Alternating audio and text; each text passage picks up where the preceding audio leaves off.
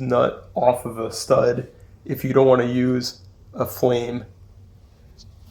And also in the case, as you see here, these studs are in the sheet metal and there's no hex on the other side to grab with a wrench. So you can only get it off here. On this car, I tried to get this one off, and as you see, the stud broke off very easily. So that you need three things. You need a lubricant,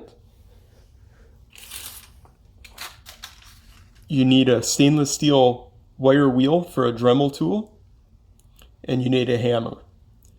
So the first step is take this wire wheel, go around the threads, knock off all of the rust that's accumulated. That way, once you get that nut starting to turn, it's not going to get stuck on the rust on the rest of the threads.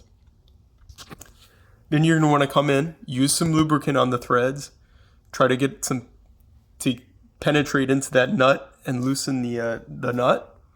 Then you want to come in with a hammer and hammer around on the stud and on the nut. Try to loosen any rust that's in there. And then just take your time, rock back and forth with your wrench on this side until that nut comes off. And if you do that,